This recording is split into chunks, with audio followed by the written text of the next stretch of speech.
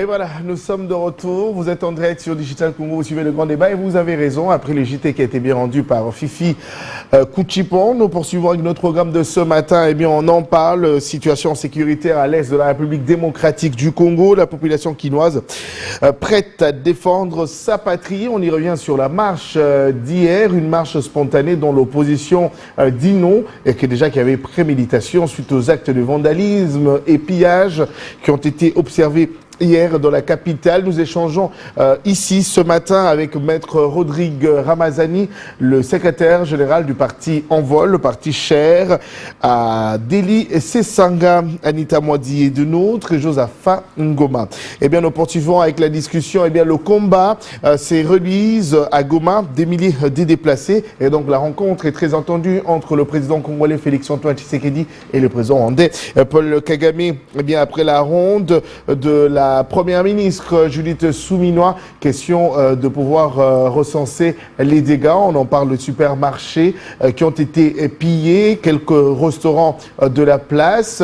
Les ambassades n'ont pas été épargnées, dont l'ambassade de la France, États-Unis, l'Ouganda, Congo-Brazzaville, le Kenya. Eh bien, on en parle aussi, l'ambassade des États-Unis qui a communiqué hier, demandant à ce ressortissant de quitter le territoire congolais et dont l'ambassade des USA en RDC reste jusqu'à preuve du contraire encore fermé. On y reviendra aussi nettement sur quelques dégâts. On en parle aussi lors du dernier conseil de sécurité. On revient sur ce que demande la République démocratique du Congo depuis la prise de Goma hier, suite bien sûr à l'annonce qui a été faite par Lusakweno, retrait immédiat de troupes rwandaises et cessation des hostilités, sanctions ciblées, embargo sur les ressources naturelles déclarées comme rwandaises, révocation du Rwanda en tant que contributeur de troupes aux Nations Unies et transparence totale sur le transfert d'armes. J'aimerais que l'on suive en extrait la déclaration de la ministre des Affaires étrangères lors du Conseil des Nations Unies, le Conseil de sécurité. Regardez.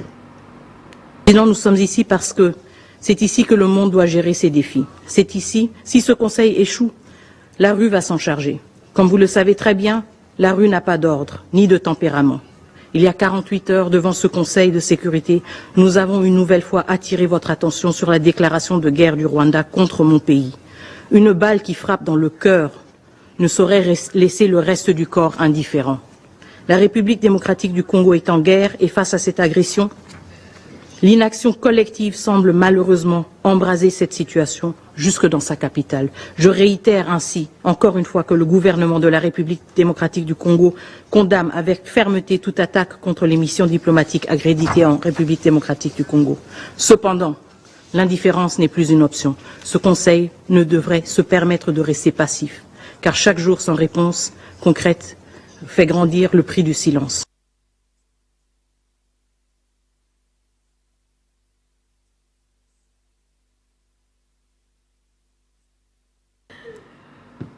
Et voilà, alors c'était là l'extrait des déclarations de la ministre des Affaires étrangères de la République démocratique du Congo, Kaikwamba Wagner. Eh bien, on y revient, surtout le tout dernier, qui ne laisse personne indifférent. Eh bien, elle a déclaré en disant, si ce conseil échoue, eh bien, la rue va s'en charger. La rue n'a pas d'ordre ni de tempérament. Eh bien, on y revient aussi sur la déclaration hier, après les actes de vandalisme et pillage. Eh bien, le vice-premier ministre en charge de l'Intérieur et Sécurité, Jacquemin Chabani Alouko, a condamné les actes de violence et les pillages, notamment contre certaines ambassades et des particuliers qui ont érigé bien sûr domicile à Kinshasa lors de manifestations contre l'agression rwandaise. Et donc il a appelé à la retenue, à la responsabilité, soulignant l'importance de préserver l'ordre public et de protéger le bien et leur personne. On va suivre ceci et on se retrouve tout juste avant pour faire un commentaire. Regardez. Le gouvernement de la République a suivi avec beaucoup d'attention les différentes manifestations de soutien à nos vaillants éléments de forces armées qui se battent actuellement avec courage et bravoure contre l'agression barbare du Rwanda au Nord Kivu. Et note que cette mobilisation spontanée des Congolais à Bukavu, Kinshasa et dans d'autres villes du pays constitue un acte républicain. Le gouvernement relève avec émoi et indignation les actes de vandalisme et de pillage orchestrés contre les missions diplomatiques et les intérêts privés et étrangers dans la ville-province de Kinshasa. Le gouvernement comprend le cri de colère et d'exacerbation poussé par plusieurs Congolais aux souffrances infligées à nos compatriotes de l'Est, mais condamne avec véhémence les manifestations violentes sous toutes leurs formes. Après notre ronde des missions diplomatiques et de toutes les places touchées par des actes de vandalisme, avec son Excellence Madame la Première ministre et la Vice-ministre des Affaires étrangères, le gouvernement présente ses vifs regrets aux pays dont les représentations diplomatiques ont fait l'objet d'actes de violence susmentionnés et rassure que toutes les dispositions sécuritaires ont été consécutivement prises et que les auteurs de ces actes seront recherchés, appréhendés par la police et déférés devant les instances judiciaires pour des poursuites. Le gouvernement lance un appel au calme et rassure l'opinion que tous les moyens sont en train d'être mis en place afin de mettre l'ennemi hors d'état de nuire et de restaurer la paix sur toute l'étendue du territoire national. Le gouvernement exhorte par ailleurs le peuple congolais à demeurer uni et solidaire derrière les FARDC, les Wazalendo et le commandant suprême Félix Antoine Tshisekedi Tshilombo pour défendre notre patrie jusqu'au sacrifice suprême. Eh bien, le tout dernier en images, eh bien, on va le suivre. Ça pourra relancer la discussion ici avec notre invité du jour. On va prendre les déclarations de la vice-ministre de l'Intérieur. Quant à elle, eh bien, cette marche avait été infiltrée par le Rwandais. On va suivre et on en fera un commentaire tout juste après. Regardez. Je viens de sillonner toutes les ambassades, se calment et ils n'ont pas été dérangés. Évidemment, il y a quelques cas isolés, par exemple l'ambassade de France et quelque peu d'autres, l'ambassade de Ouganda, qui ont été visités par les infiltrés rwandais, qui ont profité de la masse du mouvement spontané des Congolais et des Congolaises qui portent le soutien à l'armée et à Wazalendo. Et surtout, dénoncer l'agression de l'armée rwandaise sur notre territoire, côté l'Est de la République démocratique du Congo. En plus, montrer la fraternité aux Kivussiens en général et Gomatraciens en particulier. Je suis désolé pour tout ce qui est arrivé dans certaines ambassades et je félicite la spontanéité et la rapidité de notre police nationale. Puisque dans moins de 45 minutes, la police est intervenue. Donc voilà, nous suivons le reste.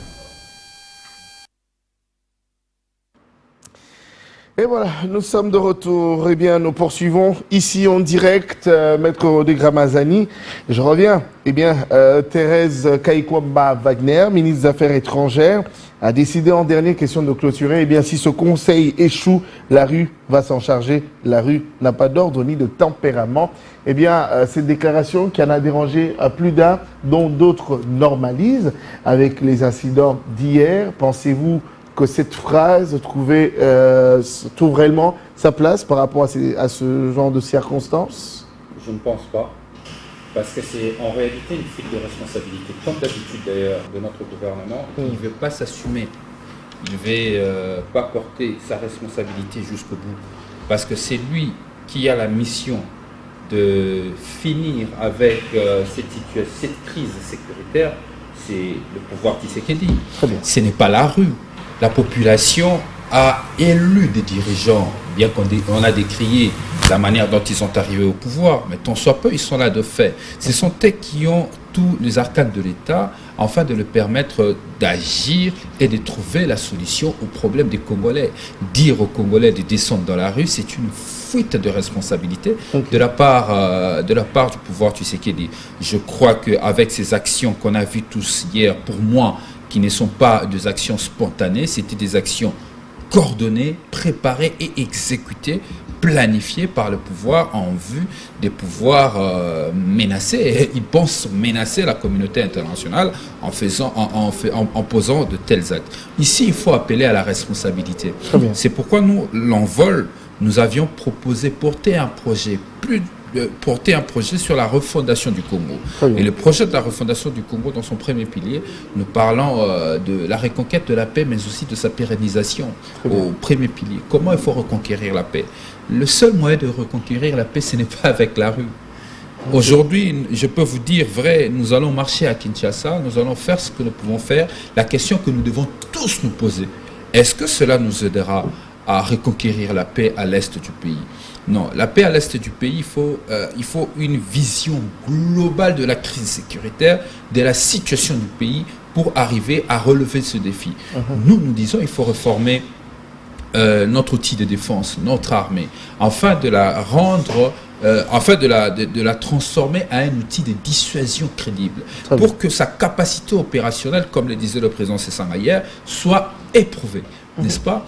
Et de deux, il faut arriver à réformer notre système administratif. Nous posons la question aujourd'hui, parce que des fois, nous prenons à la légère, notamment de telles déclarations de la ministre des Affaires étrangères. Comment administrons-nous nos territoires? Qui sont les administrateurs du territoire de la République démocratique du Congo?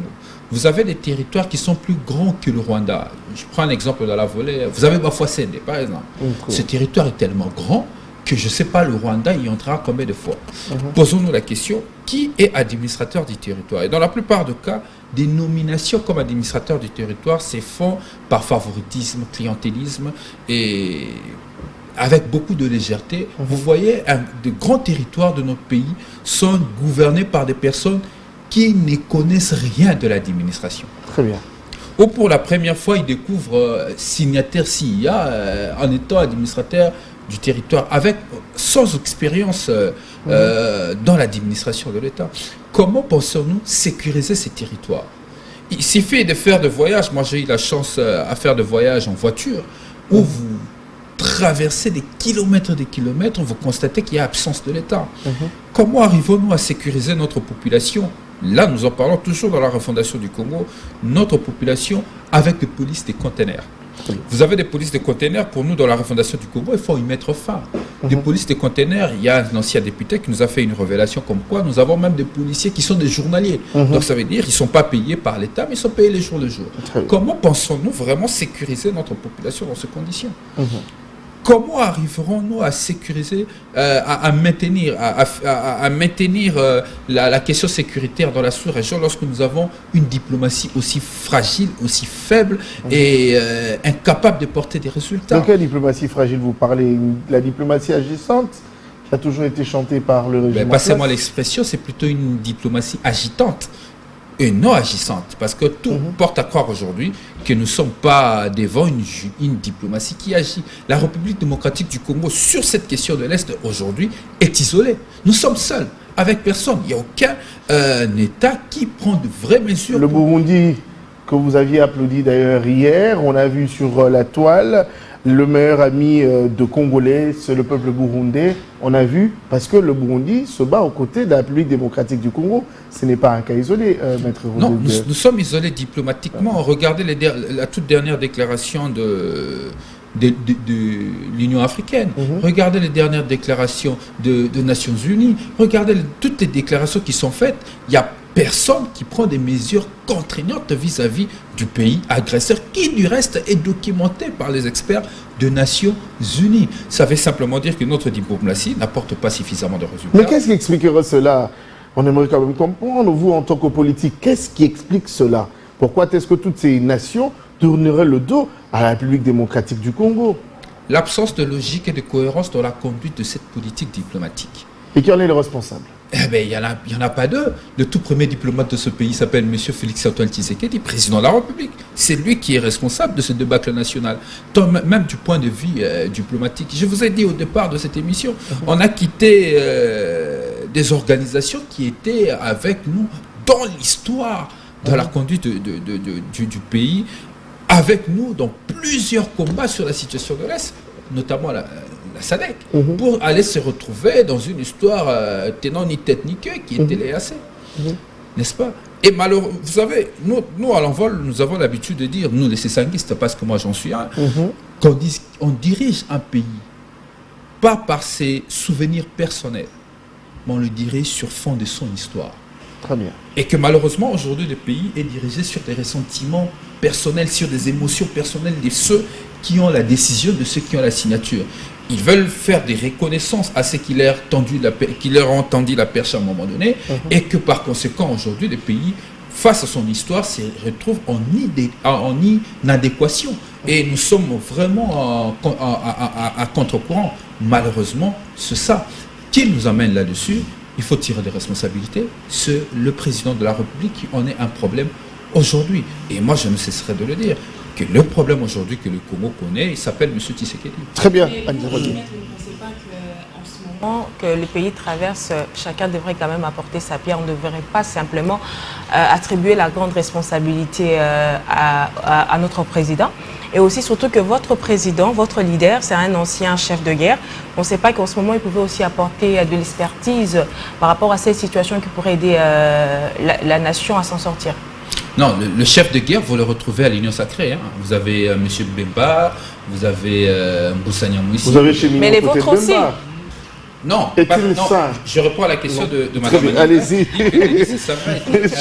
Chef de guerre. Non, Denis Sassang était membre d'un mouvement qui avait fait la lutte armée. À l'époque, quand il faisait la lutte armée, nous n'étions pas dans un contexte démocratique. M. Kabila n'avait pas pris le pouvoir de manière démocratique. Il a pris le pouvoir par les armes et ne pouvait écouter que la voix des armes. D'où la nécessité d'une lutte armée. Il a fait une lutte armée dans deux groupes qui conduisaient cette lutte armée, dont le chef de guerre se retrouve à l'Union Sacrée. Et Denis Sassang n'est pas un chef de guerre, il était membre d'un mouvement qui combattait un autre mouvement qui avait pris le pouvoir par la force. Dans le contexte actuel, il n'y a pas lieu, c'est pourquoi nous condamnons même l'agression rwandaise.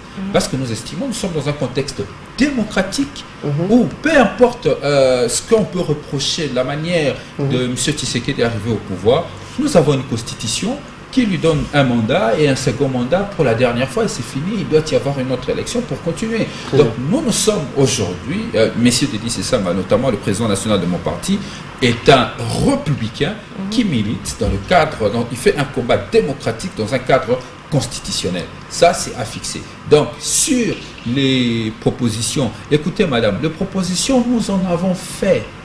Nous continuons à le faire. Que malheureusement, moi je ne suis pas le conseiller de M. Tshisekedi, je suis désolé, je ne viens pas ici pour le conseiller, je viens ici pour parler au peuple congolais, pour leur dire ce qui ne marche pas et qu'est-ce qu'il faut faire pour que ça marche. Mais là, il demeure encore président de la République. M. Tshisekedi, j'aurais appris qu'il a plus de 50 conseillers, bon c'est à vérifier, il a plus de 50 conseillers. Il demeure président de la République, mais qu'est-ce qu'il faut faire maintenant puisque vous êtes démocrate, comme vous venez de le dire, vous respectez la Constitution, pour vous, Félix Tshisekedi est président de la République, il est dans son mandat, et que vous ne pouvez pas envisager un départ tout de suite imminent de Félix Antoine Tshisekedi. Mais qu'est-ce que vous ferez en termes d'apport? Parce que là, le pays est en crise. La partie est de la République démocratique du Congo est totalement aux abois. Parce que j'ai suivi votre intervention par rapport à tout ce que vous venez de dire. En vous écoutant, vous jetez beaucoup plus de la pierre au gouvernement qui est juste en place. Alors, quel est l'apport du parti en vol dans tout ce que vous dites là? Écoutez, le problème aujourd'hui, les gens veulent des solutions de facilité. Les gens veulent qu'on puisse dédouaner M. Tshisekedi. Ah non, M. Kabila n'a pas été dédouané, M. Tshisekedi n'en sera pas non plus. Parce qu'il est responsable de ce débâcle national. J'ai expliqué au départ de votre émission qu'il y a eu des problèmes dans la conduite, il y a eu des décisions erratiques qui ont été prises du point de vue interne, du point de vue diplomatique. Et nous avons proposé nos solutions. Ici, je vous ai parlé de la refondation du Congo, qui est notre projet politique porté depuis la campagne. Nous vous avions dit comment, je viens de vous dire ici, parce que vous posez une solution, je vous ai dit, dans notre programme sur la refondation du Congo, nous avons fait des propositions pour reconquérir la paix, pas seulement la reconquérir, mais la pérenniser. Comment reconquérir la paix? Il faut monter notre armée, que cette armée devienne un outil de défense avec une capacité d'opération dissuasive crédible. Je le dis. M. Tshisekedi a-t-il réformé l'armée? Non. Bien qu'on a donné on a donné 1 milliard de dollars à cette armée pour devoir monter en puissance, posons-nous la question, est-ce qu'on a construit de nouveaux casernes pour nos militaires? Ah non.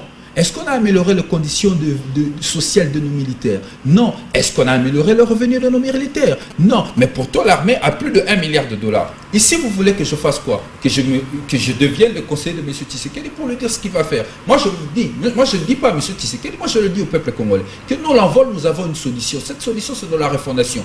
Nous, au pouvoir, 3 ans nous suffit. Nous allons d'abord monter une armée en puissance pour que cette armée devienne un corps discipliné. Attention, de tout le temps j'entends, de ceux qui sont au pouvoir, nous avons acheté des armements, nous avons acheté des outils. Encore qui c'est à vérifier s'ils l'ont fait. Si ils ont fait, c'est très bien. Mais attention, une armée, c'est pas seulement l'armement, une armée, c'est pas seulement la logistique. Une armée, c'est un corps discipliné, avec une philosophie intégrée. Le soldat qui part en guerre, il se bat, il sait pourquoi il se bat, pour quelle raison il se bat, il doit être discipliné. Mais lorsque vous regardez dans le soutien que nous apportons à nos FARDC, le courage qu'ils ont, c'est qu'il leur manque, c'est une réforme pour que cette armée monte effectivement en puissance. Je ne parle pas M. Tshisekedi, moi je parle au peuple congolais, pour leur dire que nous avons des solutions. Donc, deuxième solution, après l'armée, nous disons qu'il faut réformer la police. Mais M. Ramazani, nous sommes tous vous m'avez posé la question, vous êtes fatigué des solutions. Vous êtes fatigué des solutions. Vous avez demandé des solutions. Vous n'en voulez plus. Non, vous dites que nous venons, nous condamnons, nous jetons la pierre sans donner des solutions. Mais là, je vous parle d'un projet qui existe, que les Congolais connaissent. C'est le meilleur projet que le Congo n'a jamais connu. C'est le projet porté par Délice Sanga, la refondation du Congo. Nous avons dit qu'il faut réformer l'armée. Je vous ai dit ce qu'il faut faire pour réformer l'armée, renforcer sa capacité logistique, mais d'abord la rendre, faire de cette armée un corps discipliné, ensuite renforcer. 2, réformer la police. Vous avez des polices, des containers partout, des policiers sans outils de travail, des policiers incapables d'intervenir même lorsqu'il y a les coups. L'insécurité urbaine, c'est dans toutes nos villes à travers la République démocratique du Congo. Allez, place de voir le ministre de l'Intérieur faire des déclarations tapageuses. Il faut travailler pour reformer cette police, pour avoir une police digne de la République démocratique du Congo, avec une capacité de maintenir l'ordre public qui est sa mission constitutionnelle, qui est malheureusement aujourd'hui, vous et moi. Et tout ça est dans votre programme. Mais je vous dis... mais moi je me demande... Non mais on ne comprend pas pourquoi vous avez désisté en faveur de Moïse Katumbi, alors que vous l'étalez aussi bien. Non, Jonathan, vous constatez que nous avons un programme alléchant. Non mais oui, mais je suis quand même très stupéfait. Mais je vais répondre à votre question. Moi, ce qui m'étique, c'est une histoire qui concerne les Congolais. Mais je suis en train de donner... Mais pourquoi pas on va d'abord sur les solutions et puis on va peut-être y revenir. Allez-y, Joseph, pardon. Pourquoi pas réunir ces idées-là avec le pouvoir en place pour pouvoir trouver une solution, parce que pour ceux qui nous appellent, il y a de nos frères qui ne cessent de perdre le vide dans la partie est de la République. Pour ceux qui nous appellent, ne nous appelez pas, écrivez-nous. On va vous lire. Vous me dites, Josepha, que le pouvoir n'est pas suffisamment même intelligent pour tricher. Il y a un programme de gouvernance. Nous, le programme est public. Le projet de Délice Sanga est public. C'est le seul candidat qui a présenté son programme publiquement. C'était à Chaubeuse. Il a présenté publiquement en direct sur une radio de la place, diffusée même chez vous ici sur Digital Congo. Donc, si le pouvoir est même incapable de tricher, alors c'est compliqué. Moi, je vous dis que moi, je ne suis pas le conseiller de M. Tshisekedi. Je ne suis pas ici pour conseiller M. Tshisekedi. Je suis ici pour parler au peuple congolais, pour leur dire que M. Tshisekedi n'a pas de solution à ce problème. Et parmi les meilleures solutions que je peux encore proposer à M. Tshisekedi, qui est constitutionnelle, c'est sa démission. Rendre l'État lié.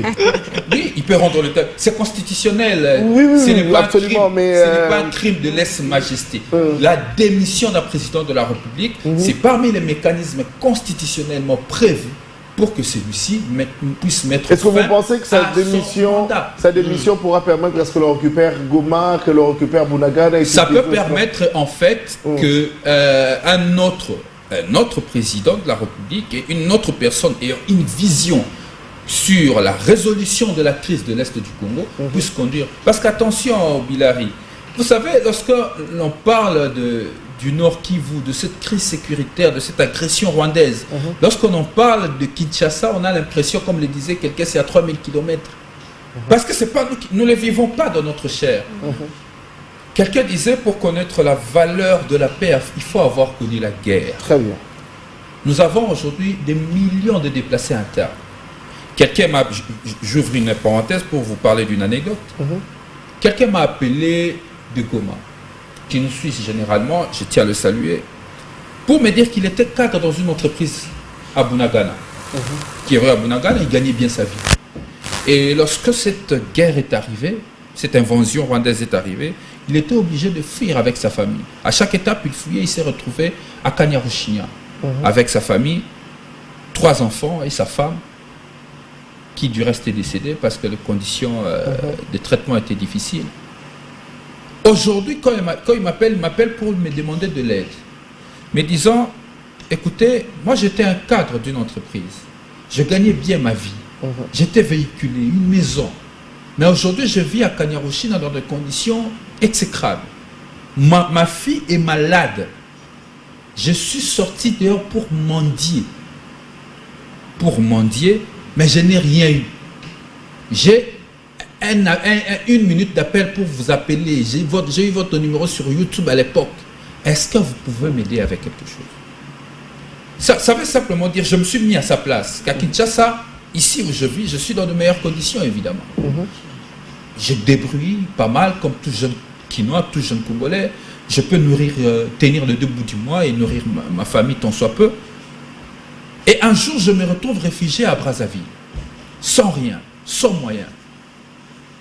Je me vois aussi obligé pour prendre soin de ma famille, sortir dans le riz de Brazzaville pour mendier. Des fois, quand on en parle de Kinshasa, on a l'impression que c'est de la blague. Et quand je dis que M. Tshisekedi n'est pas à sa place, et que M. Tshisekedi nous a démontré qu'il n'est pas l'homme de la situation, que la meilleure des choses à faire pour ce pays, s'il est encore patriote, c'est sa démission.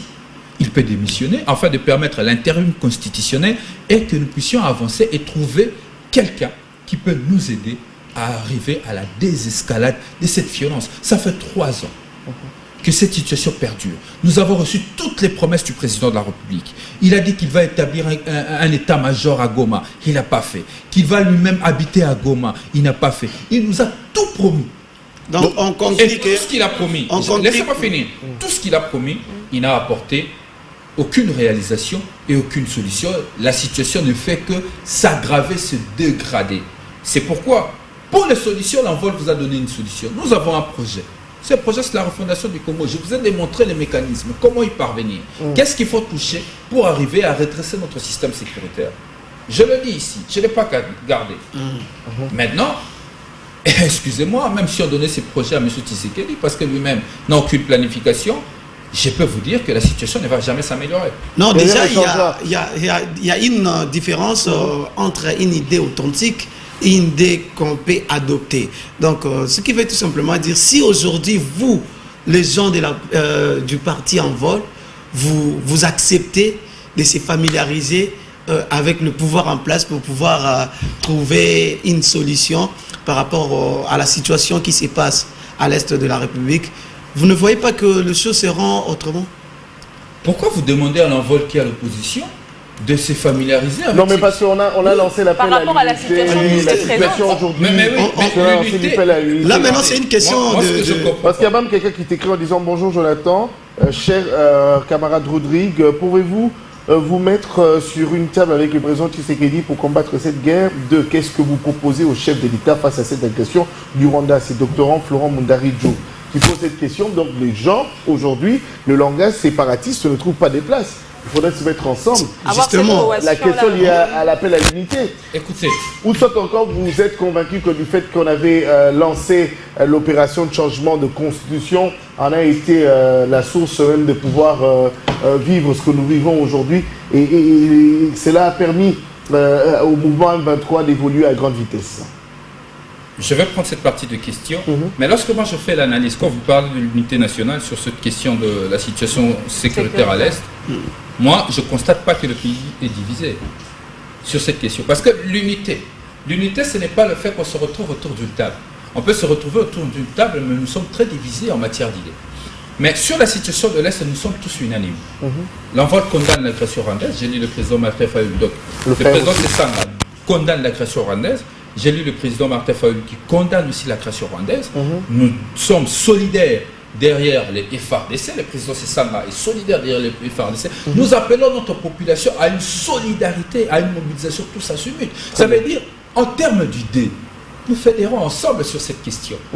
Mais cela ne doit pas occulter les responsabilités de ceux qui sont au pouvoir. L'envol n'est pas au pouvoir. Kabila était au pouvoir, nous lui avions mis de responsabilités qui étaient le sien. Aujourd'hui, M. Tshisekedi est au pouvoir, nous devons tirer les responsabilités qui relèvent de son pouvoir. Sur l'unité nationale, au regard de cette question, je confirme que nous sommes tous solidaires derrière le FARDC. Nous sommes solidaires et nous compatissons avec nos compatriotes. Pas avec Félix Tshisekedi. Personne aujourd'hui n'ouvre sa bouteille de champagne pour dire que ce qui se passe à l'Est, je suis content. J'en ai pas vu, en tout cas, si vous l'avez vu, dites-le moi. Moi, j'en ai pas vu. Donc, sur cette question, lorsqu'on nous demande l'unité nationale, l'unité, nous sommes unis autour de cette question. Maintenant, si vous voulez mettre les gens autour de la table, moi je ne sais pas pourquoi les gens doivent continuer de se mettre autour. On sait comment ça finit. Ça finit par un... Mais tel a toujours été le souhait du M23, bien avant de voir Goma. Les politiques retrouvent Même si c'est ça qui devenait président de la République, ça sera pareil, ça ne changera pas. Non, parce que le si M23, bien avant l'arrivée, la prise de Goma, c'était ça, leur souhait. Moi, je peux discutons, mettons-nous autour de la table, chose que Félix Tshisekedi ne voulait pas. Jonathan, moi je peux vous dire, Délice et Sam au pouvoir, ça sera différent. Comment ça? Délice et Sam au pouvoir, nous allons reconquérir la paix. Délice et Sam au pouvoir, nous allons pérenniser la paix. Par de réformes annoncées dans la refondation du Congo. Les réformes aussi diplomatiques. Notre problème aujourd'hui, c'est aussi notre action diplomatique. Je l'ai dit dans votre émission pourtant. Depuis le début, je persiste, j'insiste. Notre problème aujourd'hui, si on n'arrive pas à obtenir des résultats, c'est aussi la faiblesse de notre action diplomatique, jusqu'à pousser le ministre des Affaires étrangères, Madame Wagner, à dire si ça ne marche pas, la rue va prendre... C'est un aveu d'échec. C'est un aveu d'échec. Excusez-moi, c'est un aveu d'échec. Parce que, comme le dit un adage, le ciel, si l'eau n'est pas canalisée, c'est à ce moment-là que l'eau va dans tous les sens. Absolument. Ça veut dire, lorsque le pouvoir dit que la rue prendra la charge de la solution au problème, ça veut dire que le pouvoir est essoufflé. Le pouvoir n'a plus de solution, le pouvoir n'a plus d'imagination. D'où, avec justesse et avec raison, j'appelle le président de la République à utiliser un des mécanismes constitutionnels à sa disposition. Ce n'est pas que la révision ni les changements, la démission.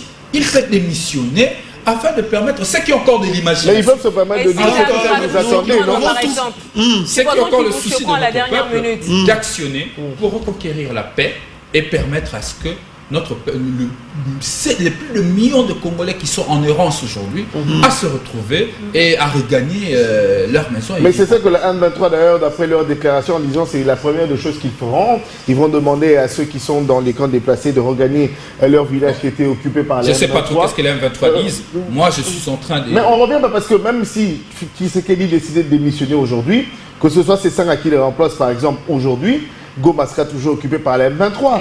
Il sera dans l'obligation de se mettre ensemble sur une table avec eux et discuter, chose que Félix Tshisekedi n'a pas voulu. Et là, ça explique sa fermeté jusqu'en dernière minute. Bon, on dit que rien n'est perdu, on y croit encore, on envoie beaucoup de force à la FARDC, mais on y revient sur la responsabilité. Mais vous savez que Bilary sont vous couper avec si on peut refaire le monde. Moi, j'attendrais bien voir Délice et Samba au pouvoir et comment est-ce que nous allons résoudre ce problème. Parce que lorsque vous dites si, on va refaire le monde. Et si Délice et Samba arrivaient au pouvoir, résolvez ce problème autrement que la manière dont vous le demandez. Donc, non, mais jusque-là, rien ne prouve. Moi, je suis stupéfait d'entendre parler de tout ce que vous avez en termes de projet, parce que j'avais moi-même... je pense avoir pris part le jour de la présentation de ce programme d'ailleurs, mais avant de se lancer officiellement en tant qu'un ami. En dernière minute, il décide de se retirer en faveur de Moïse Katumbi. Donc pour dire simplement que Délice Sesanga est prêt à reculer pour laisser place à quelqu'un d'autre et à apporter son soutien. Donc on se dit aujourd'hui, Moïse Katumbi aurait été élu président de la République, Délice Sesanga allait travailler aux côtés de Moïse Katumbi et apporter son expertise. Exactement. Pourquoi ne le ferait-il pas aujourd'hui, alors que nous sommes agressés, alors que le pays a besoin de ce vaillant À l'exemple de Délice Sanga, par exemple. Mais écoutez, Délice Sanga est un homme d'État, comme vous venez de le dire. Moi, je vais vous donner plusieurs faits. Bon, je vous en donne un, par exemple. Parce qu'on a tout à l'heure brossé un peu les changements, la révision de la Constitution. Beaucoup ne le savent peut-être pas que l'Envol avait porté un projet de la révision de la Constitution en 2020, déposé par pétition. Et qui lui colle d'ailleurs à la poche que je vous dis. N'est-ce pas déposé. Le billet qui a changé, aligné. Je parle de la révision, pas du changement. Ok. Arrivé en mars 2022, la proposition de loi portant sur révision de certaines dispositions de la Constitution est alignée à l'Assemblée nationale pour débat. Et ça coïncide que le pays à cet instant est occupé par l'agresseur. Délice Sanga, en homme d'État, n'a pas regardé son ego, n'a pas regardé les efforts que nos cadres et militants qui sont sous son leadership ont fait pour collecter les plus de 100 000 signatures sur la tribune de l'Assemblée nationale le 22 mars 2022. Cet homme d'État, il a dit le pays est en guerre. La question de la révision constitutionnelle n'est pas opportune. J'invite la suspension de ce débat. Et même M. Mbosso, qui d'ailleurs n'affectionnait pas Délice Sanga, l'a dit que M. Sanga a demandé la suspension de ce débat. Ils se disent bonjour quand parce même. Parce que voient, la situation du pays, bon, je ne connais pas trop, mais je sais qu'il n'a pas de problème personnel. Je sais seulement que M. Mbosso, à l'époque, n'affectionnait pas monsieur... parce que les positions de Sanga ne le plaisaient pas. Donc, vous savez, Délice Sanga étant qu'un homme d'État, il est même prêt à abandonner ses propres ambitions, ses initiatives en faveur de l'État, en faveur du pays. Donc il a fait plusieurs fois, il n'a pas seulement fait avec Moïse Katumbi. Donc Délice Sanga, aujourd'hui, est un acteur politique qui fait ses propositions et qui n'attend rien du pouvoir. Le pouvoir, tout ce que le pouvoir a à faire, c'est de jouer son rôle. Le pouvoir le traite de frustré et d'aigri, qui attendait une nomination, qui n'a pas eu. Ouais, je sais de qui vous parlez. Vous savez, il y a une maladie que je qualifie... Ce n'est pas un secret de Polichinelle, c'est le secrétaire général de l'UDPS. Oui, c'est la maladie. À l'instar non, cette personne souffre de la maladie. Vous savez, la maladie des nouveaux riches? Vous en connaissez? En fait, la maladie des nouveaux riches consiste au fait que, vous savez, quelqu'un qui vient de devenir riche, il a comme l'impression qu'à chaque fois qu'il sort avec sa voiture, ses voisins sont frustrés. À chaque fois qu'il organise une fête chez lui à la maison, et que ses voisins sont jaloux de lui, parce que lui, il vit bien. À chaque fois qu'il envoie ses enfants à l'école, il pense que ça gêne certains. Et c'est ça la maladie de nouveaux riches. Et c'est le cas, évidemment, des personnes que vous citez, parce que moi, je ne fais pas la publicité d'une catégorie de personnes. Parce que vous savez, il y a des personnes un peu plus valeureuses à qui on peut plus parler dans ce pays. Je pleure encore le fait Thomas Lokondo. Vous voyez la catégorie de personnes qui valent la peine de prendre du temps. Donc, ceux-là qui sont parachutés après avoir vendu de l'essence dans des circuits mafieuses, donc dans des circuits mafieux, ils pensent que aujourd'hui, parce qu'ils sont arrivés quelque part et que tout le monde les envie, que tout le monde est frustré, que tout le monde les déteste, ah ben non, c'est faux. Délice Sanga, je vous dis, au moins Délice Sanga a une profession connue. D'ailleurs, il est victime d'une orchestration du pouvoir en vue d'attenter à sa vie personnelle, mais de toucher aussi à sa vie privée. On a pillé hier son cabinet, vandalisé son cabinet sans raison, sans juste motif. Donc, ne vous en faites pas pour ces personnes-là qui pensent qu'à tout moment que tout le monde serait frustré ou quoi que ce soit. Nous, on est frustrés de rien. Nous regardons les Congolais, nous menons notre lutte pour ce pays. Parce que ce n'est pas les opportunités qui nous ont manqué pour traverser de l'autre côté. Pour votre information, je le dis pour la première fois, je crois que le président va me le tolérer. Le président Sanga va me le tolérer. Au départ de Vital Kamerhe, après son arrestation, le pouvoir Tshisekedi a approché Délice Sanga pour qu'il soit le directeur du cabinet du président de la République. Vous savez combien de politiciens dans ce pays sauteraient sur cette opportunité? Je peux vous le dire, aujourd'hui, des personnes comme François Momban savent quelque chose. Je cite des personnes et je le dis. Je vous dis, Délice Sanga a été approché pour être membre d'un gouvernement. Kaboundé encore vivant, il vous dira que Délice Sanga a décliné l'offre. Moïse Katumbi. Lorsqu'on propose, à l'époque, quand on adhère à l'Union sacrée, Moïse Katumbi propose à Delis Sanga de prendre un poste de VPM s'il le voulait. Poser la question au président Moïse Katumbi vous le dira que Delis Sanga avait décliné l'offre. Et par conséquent, on a reçu à l'époque un poste de vice-ministre où on avait envoyé l'ancien vice-ministre de la Défense, Mme Kiloubou. Donc ça veut dire, M. Sesanga n'en vit pas de poste. Et ce n'est pas une opportunité qui a manqué à celui-ci pour se retrouver de côté de Tshisekedi, parce que vous savez combien attendent ces opportunités pour y aller. Absolument. Mais lui, il a été approché. Je peux même continuer à vous dire, parce que j'en ai des tas. Je peux vous dire de tas. Mais ça ne sert à rien. Ce qui importe aujourd'hui, c'est l'avenir de cette nation. Nous voyons que la nation, face à l'errance du pouvoir Tshisekedi, vit ses heures sombres, alors qu'il a des fils dignes, qui ont des idées claires, afin de redresser le pays. Et que malheureusement, ceux qui sont au pouvoir n'ont plus aucune imagination.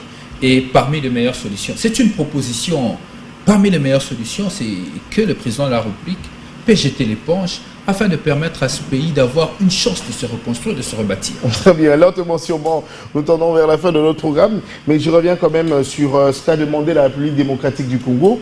Wagner, il n'est pas allé sur le dos de la cuillère, et lors de ce conseil de sécurité, les propositions dont j'y reviens encore, retrait immédiat de troupes rwandaises et cessation des hostilités, sanctions ciblées, embargo sur les ressources naturelles déclarées comme rwandaises, révocation du Rwanda en tant que contributeur de troupes aux Nations Unies et transparence totale sur le transfert d'armes au Rwanda. C'est le souhait de la République démocratique du Congo. Le M23, jusqu'à la prise de Goma, ne parle plus de dialogue, comme il aurait souhaité bien avant leur arrivée. On en parle aujourd'hui, c'est une crise. Il y a de la famille. Kinshasa, Goma, pour l'instant, totalement coupé. Vous, en tant que politique, je le dis aujourd'hui, qu'il serait quand même très méchant de dire qu'on n'a pas le cœur. On a juste l'impression que ça réjouit pas mal ceux de ceux qui sont dans l'opposition. Je le dirais ainsi. Mais d'après cette demande de la République démocratique du Congo, face à cette agression, au Conseil de sécurité des Nations Unies, ça trouve sa place, c'est juste où vous pensez qu'il y a d'autres angles qu'il fallait emprunter. L'exemple, hier, le soulèvement de la population, faire entendre leur voix. C'est vrai qu'il y a eu plusieurs dérives qui n'ont pas été souhaitables. On a suivi les déclarations, à l'exemple du VPM en charge de l'intérieur et de la sécurité. On a vu une grosse bourde que nous venons de suivre tous ensemble ici, de la vice-ministre de l'Intérieur, elle qui pointe du doigt d'ailleurs, en disant qu'il y aurait des infiltrés rwandais. Et cette politique de voir le Rwandais partout, ça ne dérange pas un tout petit peu, ça ne devient pas un peu de trop. On a l'impression de faire un peu du théâtre. Est-ce que l'on devrait cheminer ainsi pour penser réellement parler de la paix en République démocratique du Congo? Maître Rodrigue Ramazani. Nous souhaitons tous la paix pour ce pays. Nous le souhaitons. Je suis congolais, je n'ai pas d'autre patrie. Je n'ai que ce pays. Je n'ai pas une double nationalité. Comme certains Belgiens et Français importés depuis l'arrivée du pouvoir actuel. Moi, tout ce que j'ai aujourd'hui, c'est la République démocratique du Congo. Si ça brûle le Congo, je ne sais où aller. Les autres iront dans les ambassades, ils seront vite évacués, femmes et enfants. N'est-ce pas? Moi et ma famille, nous serons obligés de rester dans ce pays et à continuer à nous battre. Et à continuer à nous battre encore, jusqu'à ce que la paix revienne. Nous souhaitons la paix pour notre République. Maintenant, la demande de la RDC, le retrait des troupes rwandais, ce sont des déclarations et des déclarations et des déclarations. On en a attendu à Luanda, que ça n'a pas abouti. On amène au Conseil de sécurité. Déjà, nous sommes isolés diplomatiquement. Ils le savent que ça n'aboutira pas. Il y aura toujours cette hypocrisie de la communauté internationale qui ne va pas agir à conséquence comme nous les attendons. Le Congo doit aujourd'hui savoir qu'il ne peut compter que sur lui-même. Le Congo ne peut compter que sur lui-même. Mais pour compter sur nous-mêmes, nous devons être suffisamment sérieux. C'est ce qui manque aujourd'hui dans la gouvernance Tshisekedi. L'absence de cohérence dans la conduite de l'action gouvernementale. Vous avez écouté le vice-premier ministre de l'Intérieur. Vous avez écouté sa vice-ministre. C'est comme si c'était deux personnes différentes. On se pose la question, est-ce qu'il y a une coordination? Et ce n'est pas la première. Souvenez-vous de cette affaire carnage à la prison centrale de Makala. Ça a démontré une absence de coordination et de cohésion gouvernementale. Très bien. Mais dites-moi, dans un gouvernement pareil, quel est le résultat que vous pouvez obtenir? Peu importe les efforts du ministre.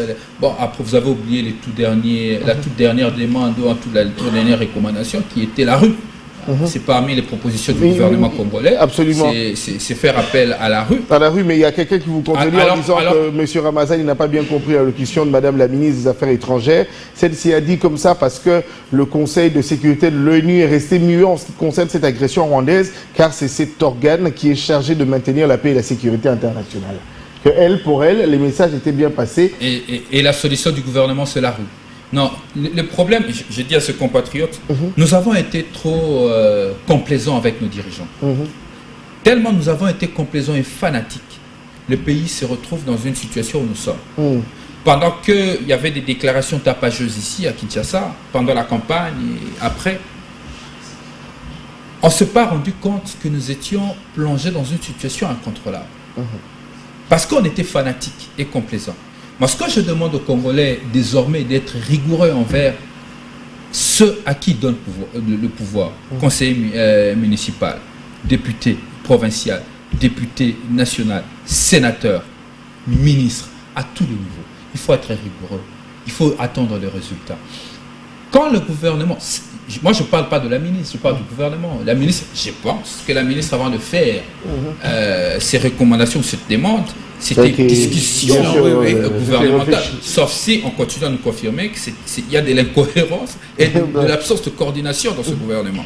Donc, lorsque la ministre amène la solution où ils vont mettre sur pied la rue, peut-être qu'ils ne se rendent pas compte que lorsqu'ils vont activer la rue, la preuve, nous en avons vécu hier, ceux qui payeront le plus cher du point de vue économique, c'est la République démocratique du Congo, c'est pas la France, c'est pas les États-Unis, c'est pas l'Amérique, c'est pas les Kenya, c'est pas le Rwanda, c'est les Congolais. Les Congolais qui sont allés en congé technique, notamment dans le cabinet Sessanga, c'est pas des Rwandais, c'est pas des Français, c'est pas des Belges, ce sont des Congolais. Ceux qui vont plus travailler chez ASK, ce sont des Congolais, c'est pas des Belges. Ceux qui vont plus travailler dans toutes les entreprises qu'on a vandalisées, ce sont des Congolais. Donc, un peu de dose de responsabilité à ce gouvernement lorsqu'ils agissent. Et moi, je demanderai à ses compatriotes d'arrêter d'être fanatiques parce que, bon, certainement que lui, il en emploie, ses frères et sœurs auront du mal à s'en sortir et à tenir le début du mois. Ici, pour nous disons, la solution se trouve entre les mains du Congolais. Très bien. Que malheureusement, ceux qui nous gouvernent aujourd'hui sont en panne d'imagination, sont en cours d'argument.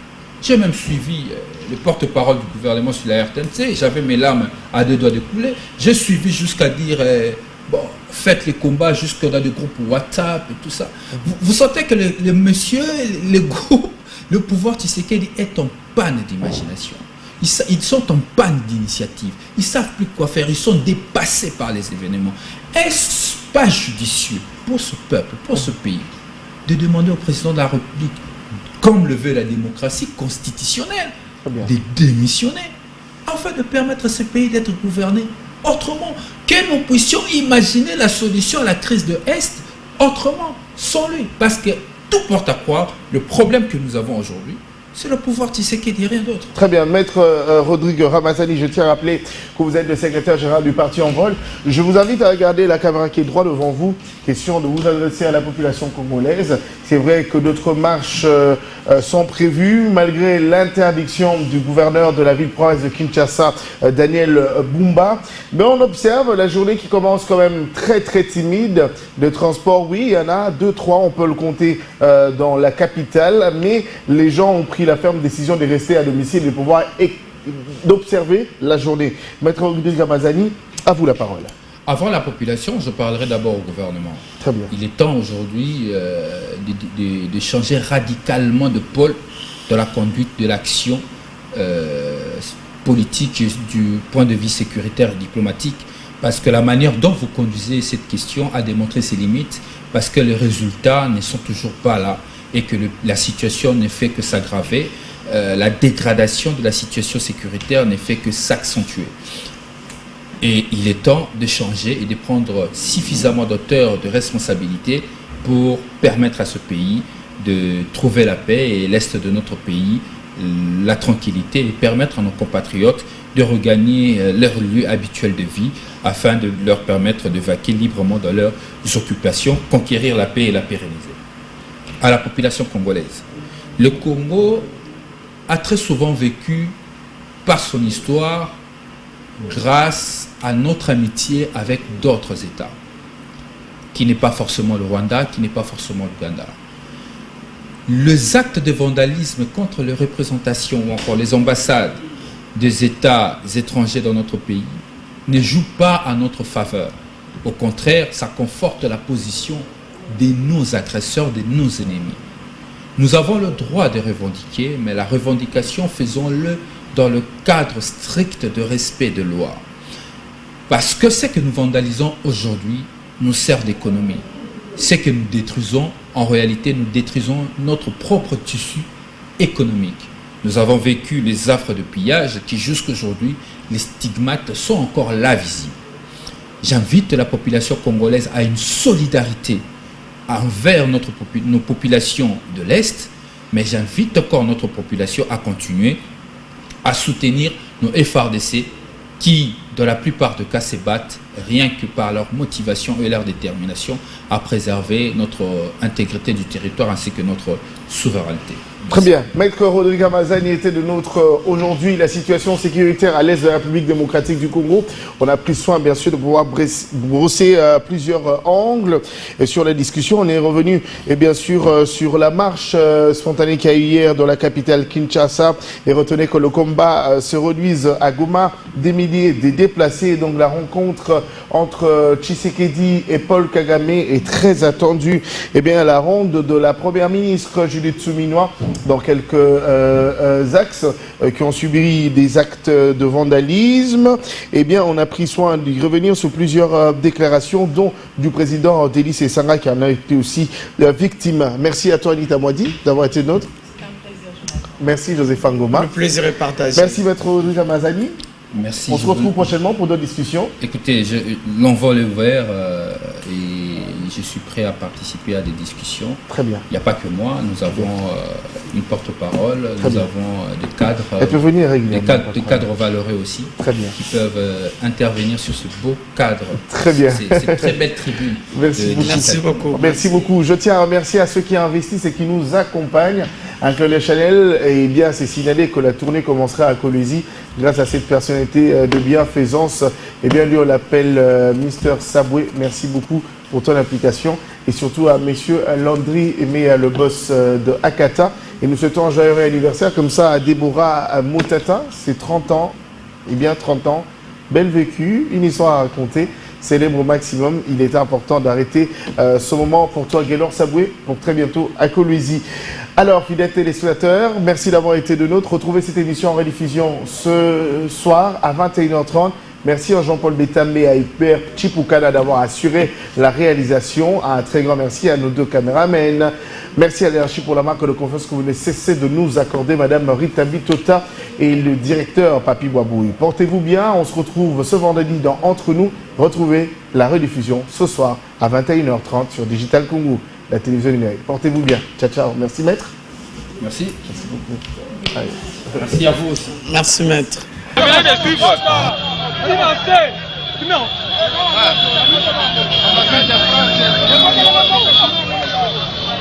Boulevard,